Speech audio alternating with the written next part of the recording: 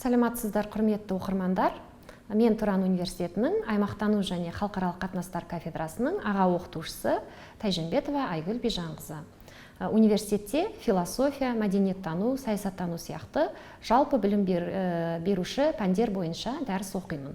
Сіздерге бүгін Тұран университетінің кітапханасы ұйымдастырып отырған библиорек жобасы аясында өзімнің философия негіздері атты оқулығыммен таныстырғым келіп отыр. Аталған оқулық арнайы философиялық емес бағыттағы мамандықтардың студенттеріне арналған. Сол себепті кітапты жазу барысында біз экономикалық және басқа да бағыттағы мамандықтар студенттеріне түсінікті ұғымды болу үшін кішкене жеңілірек философиялық тілде жаздық. Және кітаптың бір ерекшелігі әрбір тақырыптың соңында сол тақырыпқа қосымша кеңірек мәлімет беретін терминологиялық диктант, яғни глоссарий, терминдер жиынтығы берілген. Аталған кітап 3 бөлімнен тұрады. Бірінші бөлімі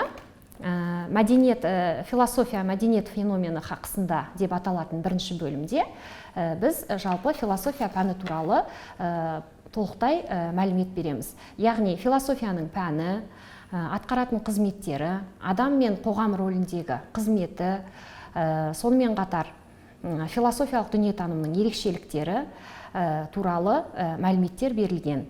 Кітаптың екінші бөлімі мәдениет контекстіндегі философиялық ой дамуының тарихи типтері деп аталады.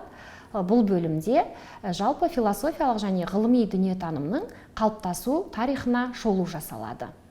Аталған бөлімде жекелеген философтардың, философиялық жүйелердің, философиялық мектептер мен бағыттардың ойлары, идеялары, тұжырымдары, философиялық концепциялары туралы толықтай мәлімет беріледі. Кітаптың үшінші бөлімі философияның негізгі мәселелеріне арналады. Аталған бөлімде онтология, гносеология, диалектика, метафизика, техника философиясы, ғылым философиясы, философиялық антропология, әлеуметтік философия, философияның қазіргі кездегі проблемалары сияқты философияның теориялық мәселелері қарастырылады. Аталған оқулық студенттердің философиялық және ғылыми дүниетанымдарын қалыптастыруға көмектеседі.